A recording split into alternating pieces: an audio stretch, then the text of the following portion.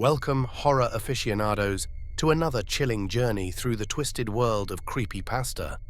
Don't forget to hit subscribe for your regular dose of terror, and always remember, in the shadows, the unknown awaits. Stay horrified, my friends. Cryptic Chronicles presents Night at the Inwell House. A smile covers my face as I look up to see Emily looking down at me as I awake from my nap. I never really took work seriously, something she always got after me for. But waking up to see her beautiful golden silky hair, her bright blue eyes resembling the waters of the Maldives, and, well, her figure wasn't anything to scoff at either. This was enough to make me not care about napping on the job. "What is it this time, honey?" I ask with a smirk. She rolled her eyes before pulling me up from the chair. "Come on, it's getting pretty busy now. I know we come in early, but you are leaving me and Matthew with all the bagging and scanning." I sigh and stand up. We live in a relatively small town where, for the most part, everyone knows each other. We work in a local supermarket with the lovely name of Super Emporium. Although there isn't anything super about it. It's a small dingy store known for its relatively low prices of meat and fish. The size of the store is small, and Emily, Matthew, and I are the only ones who work here during the day. I walk over to the checkout counter, following behind Emily, giving her small glances and checking her out. Ever since I met her, she's been the joy of my life. We have been going strong for 3 years now, and I've been saving up for a ring. I see Matthew bagging a few items for the current customer checking out. Emily gives me a little shove towards the checkout as I ring them up. Matthew, a bit of an older man, finished bagging, sending the customer on their way home, and walked over to me. "Hey, Cole." I could smell the nicotine coming from his breath. He had a smoking addiction he could never really overcome, sneaking a few during work in the break room. How the smoke detector has never gone off is beyond me, but me and Emily suspect he took out the batteries. Not like it matters. It is his business, after all, a family-owned store he inherited after the passing of his father. He looks at me with a small smile. Ever since his divorce, he's been different. He seems less motivated, and I can't help but feel pity that we are the last thing he has. His only friends. "What's up, Matthew?" "Sorry about sleeping in, but you know how it goes." "Oh, don't sweat it, Cole." He gives me a sad smile. Emily was being a bit dramatic. It isn't that busy like usual. Emily looks over at us, overhearing Matthew's comment, with a look of annoyance as she shoots us a middle finger before going back to her duties. I then stand there awkwardly with Matthew before I excuse myself to go back to helping a few customers waiting at the checkout. A few hours pass and I finish work. Emily gets in my car as usual, and I drop her off at her place before going to my home. It's a nice house, big enough to fit 5 people and still have a room to spare. I live with one of my good friends, Gary. I've known him since we were children. He loves hunting in the local woods and owns a small jerky shop in a nearby plaza. I enter the home, greeted by the scent of manly musk, as I see Gary shirtless on the couch, eating ice cream from the tub and watching TV. "Bro, really? You smell like ass. I can smell you from here," I grumble as I take off my jacket and hang it on the rack near the door.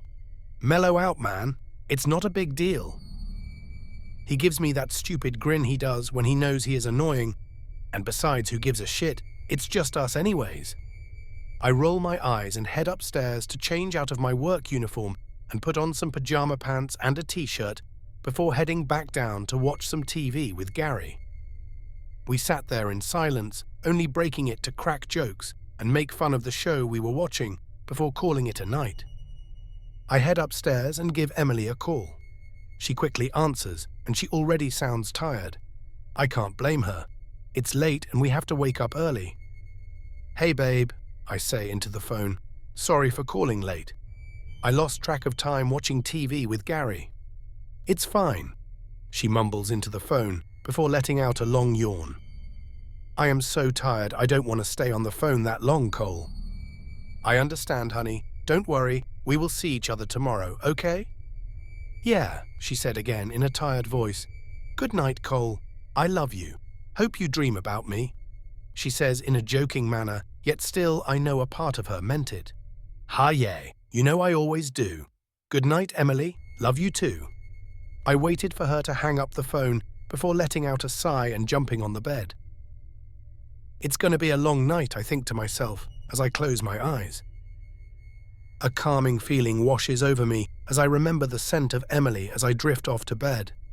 Roses and vanilla fill my nostrils as I see her in my dream. I can see the perfect picture of us, me and her together with a small child in her arms as we both look down at it with proud looks on our faces. Oh, how it would be amazing. The dream continues as it's me and her playing with our child. We look proud seeing its first steps before looking into each other's eyes. Our faces get closer and closer, our lips pursed as I lay a hand on her cheek, pulling her into a knock, knock, knock. I open my eyes confused by the sound. My room was pitch black, nothing but the silent buzz of the TV in my room. Am I imagining things? I ask myself as I look around. Knock, knock, knock. There it was, again a frantic knocking sound. This wasn't in my head. I stand up from the bed looking at the door. The only person in this house is Gary, so who else could it be? Gary, everything all right? No response, instead greeted with another loud knocking on my door. I stand up from my bed, stumbling in the darkness of my room as I head toward the door. I reach my hand for the sleek metallic doorknob before hearing another loud knock startling me as I fall backward. Shit, hello? Who is it? You're starting to creep me out, Gary. This shit isn't funny. No response again. I stand up ready to open the door before I hear a soft voice coming from the other end. Cole, you there? It was Emily, her voice as charming and melodic as ever to my ears. Yeah, hey, Emily. I chuckle nervously. Geez, were you trying to scare me, babe? 'Cause, well, it worked. I began laughing at her little prank. I gave Emily the keys to the house a few weeks ago, although she never really did much with them. I guess tonight she missed me too much or something. I rationalized to myself for her weird behavior as I opened the door. I guess you need Daddy to scratch that itch again, huh, babe? My voice drops as I twist the door open, greeted by nothing on the other end. Darkness. Nothing but darkness in the hall. She wasn't there. Emily? I call out for her, yet no response. Emily! I know you're here. Come on, it's late. No need to try to scare me. Let's just go to bed, huh? I say in an annoyed tone due to her antics. I hear her voice from downstairs. Come, honey, let's eat breakfast. Breakfast? I think to myself. Breakfast this late? Has she lost her mind? I began heading downstairs when I asked, Emily, is everything all right? Why are you just wandering in the house in darkness anyway? I turn on the lights in the kitchen. Nothing.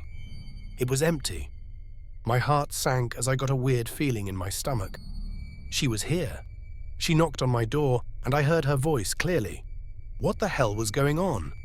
Gary walks down a few minutes later. What's up with all the racket, Cole? Can you, not make so much noise at fucking 4 a.m.?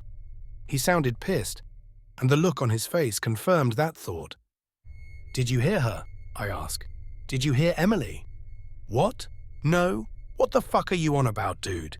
Go to sleep. Jesus, don't do that weird shit again, man. I know you want to marry the woman, but fucking hell, I am trying to sleep, and you are over here screaming, Emily, come to daddy. He mocks me before heading back to his room in a grumble, saying obscenities to me. At any other moment, I probably would have been upset with his attitude. But something was wrong. He didn't hear Emily. How is that possible? Her voice was clear, and there was no way I could just imagine something like that, right? I head back into my room, paranoid, and head back to sleep, waking up the next morning. The day went slow, and I went through work as if nothing happened until I couldn't hold it in anymore, and confronted Emily about it in the break room. Hey, Emily, did you, come over to my place last night? I ask. unsure about the question myself. "No?" she said, confused. "Why do you ask?" "Nothing, I just thought I heard you last night. But I never saw you, and Gary said he didn't hear anything either.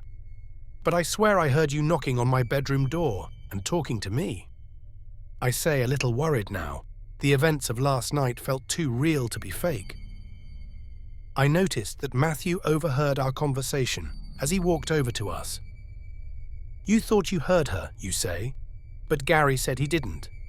I nod to his comment and respond, "Yeah." Matthew shakes his head. Emily pays attention to his words as well. I feel her hand on my shoulder as she rubs it, noticing the distress on my face, trying to comfort me. "Well, call me crazy, but I am a big believer in the supernatural," he said quietly. "Look, Cole, I know you probably won't believe me, but I think you might have a mimic on your hands." I scoffed in disbelief, but a part of me wanted to believe him. What happened last night felt too real for it to just be in my head. What if he is right? "You're joking, right?" I say, in shock at his proposition. He shakes his head. "Look, Cole, you have two options. Either you are crazy or it's a mimic. You have all the signs, it's one as well. The perfect sound of someone you know, but no clear source knocks on your door. I mean, come on, is it really that crazy?" He chuckles as if he was talking to an idiot. I looked at him with a scowl on my face, as much as I wanted to deny it. His words were scaring me. I was never a firm believer of the supernatural, but I always thought maybe, just maybe, there are things in this world we can't understand. "Look, Matthew, I seriously doubt all that. You are speaking out your ass trying to scare me. It was probably just in my head." He shrugs. "Suit yourself, just putting in my input and thoughts. If anything else happens, let us know, all right? We are friends after all." He gave me a sincere look before walking out of the break room. I look over at Emily, who just hugs me. "Let me know if anything else happens, okay, babe?" "I believe what you say is true. You have no reason to lie to us." I nod and kiss her. The rest of the day goes by fine, and I head back home. Gary is doing his usual thing. I hear music blaring from his room, and considering he goes to the bar on Fridays, I could imagine what's going on in that room. I head into my room and change into something more comfortable. I head into the kitchen and pop open a cold beer. I sit on the couch and put on the music from Gary's room, louder than the TV itself. After about what seemed like an hour, the music goes off and sees Gary come downstairs with a girl. Both of them were sweaty. The girl's hair was ruffled and plastered on her face. Meanwhile, Gary was drenched. I could smell their shame and musk from the couch as he ushered the girl out of the house. "Looks like you had a good time, huh?" I take a swig from my beer and offer him the bottle. "Want a swig?" Gary takes the beer from my hand with a groan and takes a drink and hands it back. "Shut up, Cole. I didn't know you'd be here so early." He looks at the clock. "Take that back. I guess I didn't know it would take so long." I laugh and stand up and pat his back. "Yeah, man." Before I head into the kitchen, he grabs my shoulder. "Yo, Cole, about last night." He had a face of worry. "Everything all right, bro? You seemed pretty convinced about all that shit, but I didn't hear none." I sigh and nod. "Yeah, everything is all right, Gary. I probably was just missing Emily like you said." I didn't want to tell him about the mimic theory Matthew threw at me. Neither did I want to accept that as a reality. Gary walks away and heads back into his room, and I sit at the kitchen table pondering. I was scared to go back to my room and sleep. It was about to be 11 p.m., and I didn't want to move. I didn't want to risk that happening again. Even though I knew it wasn't real, a part of me was doubtful. Fatigue started to get to me. I am overreacting, I think, as I stand up and start heading toward my room. It's late. I got to sleep. This is me being stupid. I walk into my room and lay in bed. I close my eyes and soon I fall into a deep slumber. I dream about Emily again, well more so a memory of our first date. I sit with her at the pier of the beach as she smiles at me. Hey, you know this was quite fun. Her hands moved closer to mine. We should do this again sometime. I haven't felt this happy in a while. I nod. Yeah, I agree. This was a nice time. We both look over at the sunset, our hands now touching as we watch the sun go over the horizon. So beautiful, Emily mumbles. Not as beautiful as you. I blush a little embarrassed from my cheesy comment, but Emily laughs. Oh, how sweet. Well, you're not so bad yourself, she jokes as she scoots closer and rests her head on my shoulder. I stroke her hair as the world around us goes dark, the sun now gone. We stay there in the same position before she stands up. Come on, we should go now. This was fun. I agree and I try to stand up. I couldn't move. My chest begins to feel heavy as I try to move. I start wheezing as if something is lying on top of me. I am taken out of my dream, the same feeling as if something laying on my chest remains. After a while, my eyes adjust to the darkness, and that's when I see it. On top of me lay a woman with bruised skin, tattered in dirt. Its black hair was matted on its face. Her long, dirty nails caressed my chest as she stared at me with her black, sunken eyes. She then spoke. Her voice was so mesmerizing, like the singing of birds. It was the voice of the woman I love. "Hello, Cole."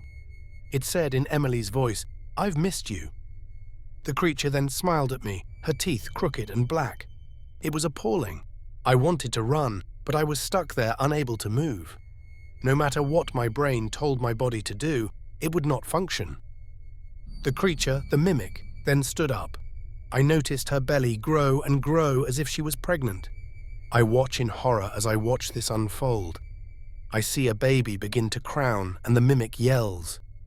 I still can't move or run as I watch this creature give birth to a baby with sickly grey skin and pure black eyes. The baby doesn't cry. It remains silent as tears of this black liquid pour out of its eyes. The mimic brings the baby towards me with a sick smile. "Look, Cole, it's our baby boy." The mimic seems ecstatic about it and brings the baby to me, holding up to my face as I lay on the bed unable to move, unable to scream for help.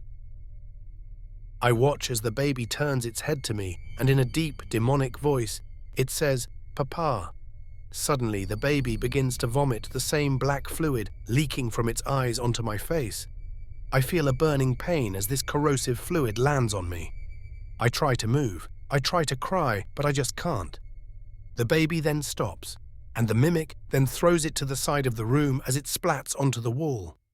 It didn't care for its life, almost as if it was some sort of tool for it to use. The mimic grabs me by my hair and drags me to the mirror. "Look, Cole," it said in a demented way.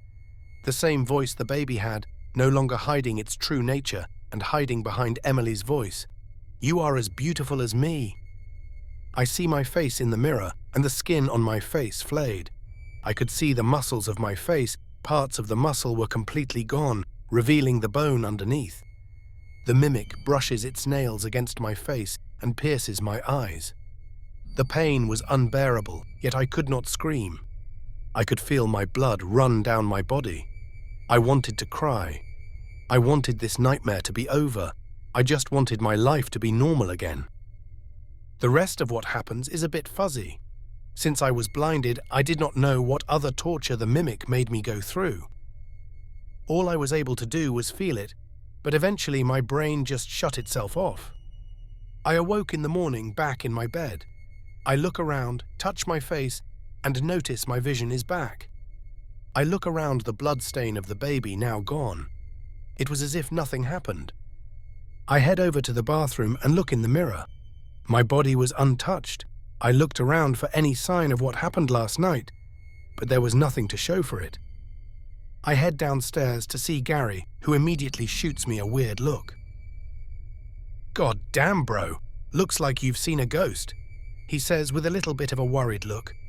"Yeah, well, I guess that's one way to put it," I reply as I grab the coffee pot and serve myself a cup.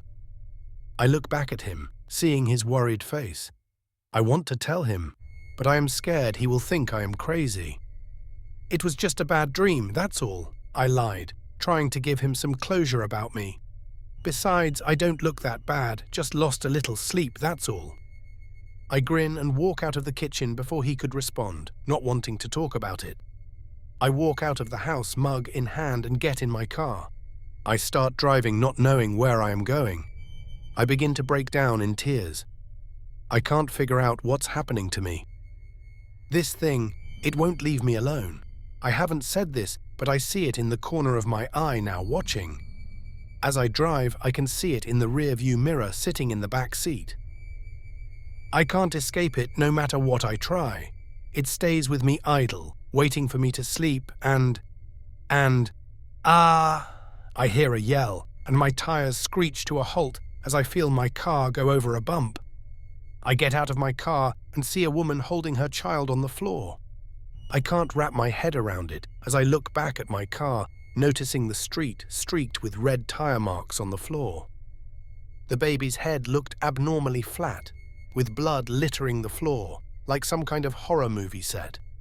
I keep looking back and forth, barely able to hear the gurgles of the dying mother. All the creature did was smile. Why was it following me? What does it want from me? Why won't it just kill me?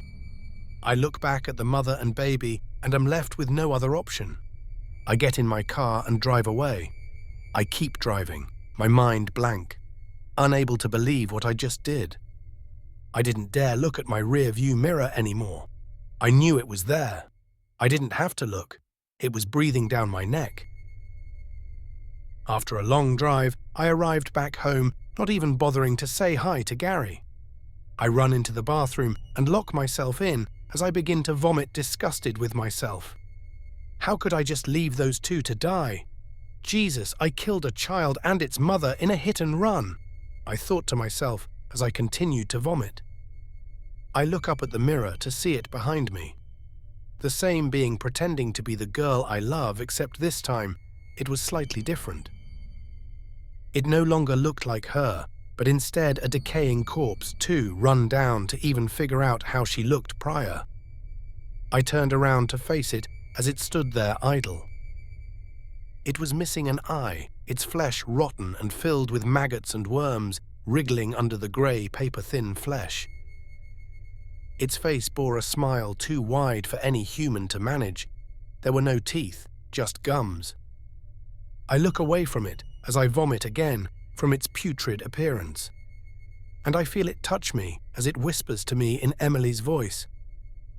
"You did good there, Cole. You did exactly what I wanted." I turned around, screaming, trying to push it away, but it was gone, as if it was never there. I began to cry. I couldn't take it anymore. This thing made me a murderer. It's as if it's living in my mind. After a while, I leave the bathroom with my brain in shambles as I just walk into my bedroom and lie down. I was nothing but a vegetable for the rest of the day. I didn't pay much attention, but managed to hear Gary telling me he was going to stay over at a friend's house. I didn't see the creature for the rest of the day. Later that night, I got a call from my girlfriend. I answered, waiting for her to speak first. "Hey, Cole, is everything all right? I am worried about you, babe. You missed work today. You want me to come over?" she said in her sweet voice. But for me, it was nothing but haunting as my heart sped up hearing it. I couldn't tell if it was her or that mimic, creature, demon, whatever it was. I took a deep breath and finally responded after a long pause. "Yes, Emily, I would like you to come over. I've been having issues with the mimic or whatever. Maybe it is all in my head and having you over might help put me at ease." I rationalize with myself. After talking to her for a little longer, I hung up the phone. She agreed to stop by around 8 p.m., leaving me with about 2 hours to prepare for her visit. I lay on my bed contemplating everything. How did my life go to hell because of this? I am a murderer. I don't know what to do. I hope maybe if I can see Emily, this might all blow over. Sure, I killed someone, but if no one knows, did it really happen? Jesus, look at me with these terrible thoughts. It wasn't like I did it. The mimic. The thing made me. I leave my room and head downstairs and decide to start cooking. Since she will be coming here late, I thought I'd treat her with a nice dinner. I wasn't an amazing cook, but I managed through some video tutorials and a messy kitchen. I finally finished making the lasagna. I set it so it can cool as I waited for Emily, the mimic, nowhere in sight. Finally, I hear a knock on the door and go open to be greeted by an angel. I look at her in awe. She pulled me into a kiss and smiled at me, causing my heart to flutter as I doted on her, touching her hair and pulling her into a hug. I couldn't believe it was actually her. After being tormented by this thing pretending to be her, here she was in my arms, smiling. I let her inside and we walked to the kitchen as she sat. I serve us both a piece of the lasagna. I could see her physically cringe after taking a bite, but she powered through it, knowing I took time and tried at least to make her dinner. "Wow, Cole, this was really nice of you to do," she smiles. "Well, I am all full. Babe, thanks so much again, but next time I think we should order food so you don't have to do so much work. Okay, honey?" She takes the plate and places it into the sink, before coming back to me, wrapping her arms around me as I finish eating. "You are so cute, you know that? You do so much to try to make me happy. It's only right I try to make you happy, darling. Come on, once you finish eating. Let's watch that one show you were telling me about. Breaking Bad or something. I know you wanted to watch it with me." She walked away and headed toward the living room. Once I finished eating and cleaning the dishes after incessantly refusing Emily's pleas to let her do it so I could relax, I headed toward the living room, plopping myself onto the couch as she held me in her arms, stroking my hair. "So are we going to watch it or not?" she asked sweetly. Her voice felt like ecstasy in my ears. "Yes, hun, we are," I respond as I put on the show. We sat and watched Breaking Bad, hooked on it. Every time we said last one, we would start another, wanting to know what would happen. Eventually, we both agreed it was too late, so we headed to bed. I held her in my arms while lying on the bed, touching her hair and kissing her. The movements of her hips as she grinded on me made us heated as we both knew what we wanted to do. We made love that night, despite us doing it almost weekly. It was different this time. Instead of the usual lustful pleasure, it was more pure, and I must say, it was probably the best session that we ever had. We really did love each other, and tonight we expressed it the best we could have in private, just me and her and no one else. Afterward we talked, and she explained to me that she was going to go help her mum tomorrow at the homeless shelter, like she did every other week, but she said she was also volunteering at a hospital. I asked if I could join her, but she said all the positions were filled, and she would ask to see if it was still possible and let me know as soon as possible. Finally, we both drifted off to sleep. I had forgotten all about what happened. I no longer cared about the mimic or the people I ran over. I had no worries at all now that the one thing that kept me going was here in my bed, sleeping with me. I woke up later that night. I reached over Emily to grab my water, touching gently before recoiling back. I get off the bed as my eyes adjust to the darkness, and I notice my hands covered in maggots. I yell, wiping them off and turning on the lights to see the mimic in the spot where Emily had been sleeping.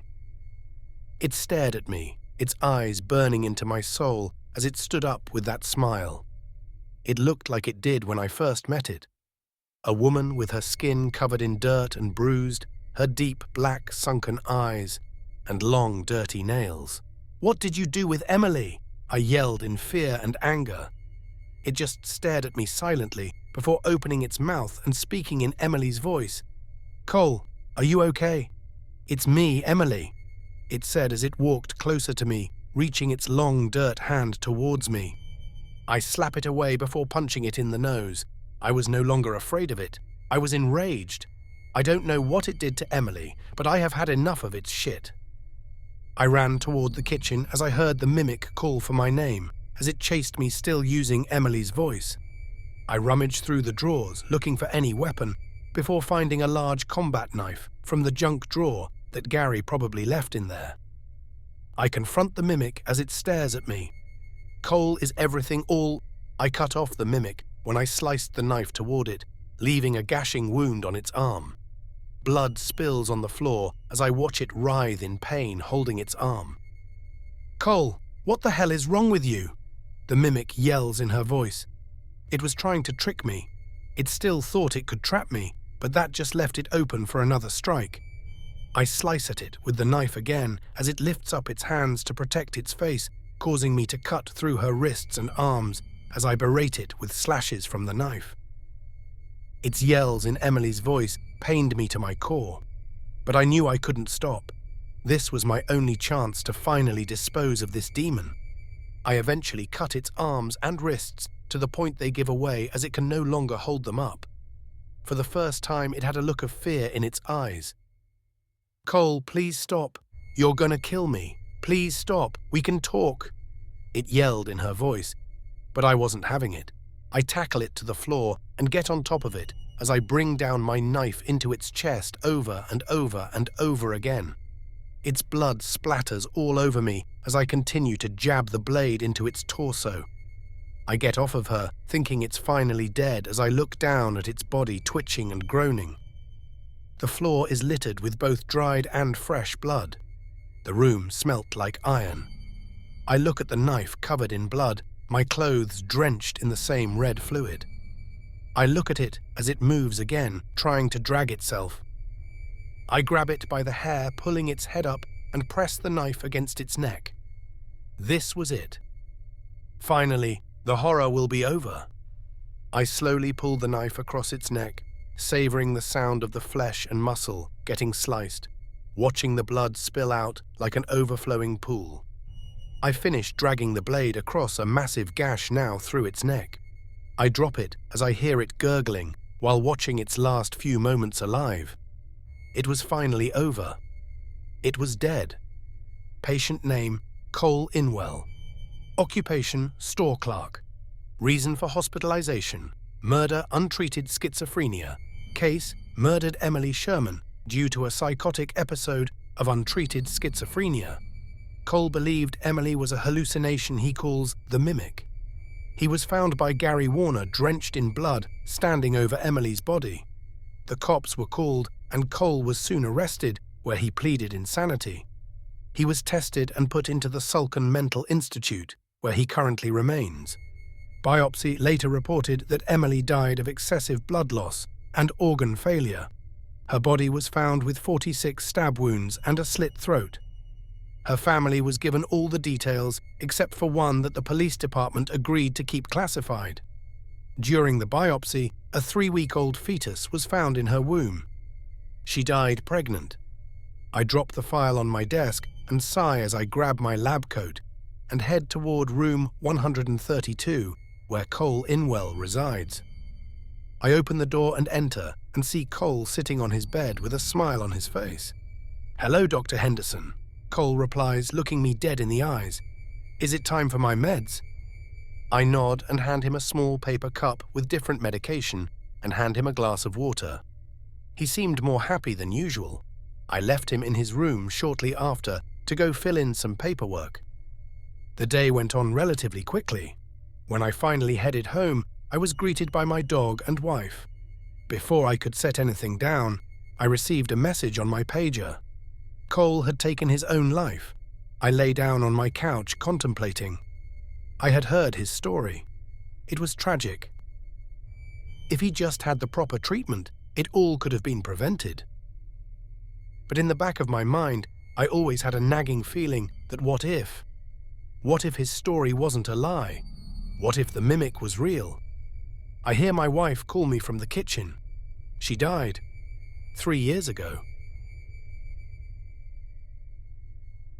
Thanks for diving into this bone-chilling tale with us. If you relished the spine-tingling experience and hunger for more hair-raising stories, don't forget to hit that subscribe button and join the Cryptic crew. We've got plenty more chilling adventures waiting just for you. Until next time, stay eerie, stay curious, and never stop exploring the depths of darkness.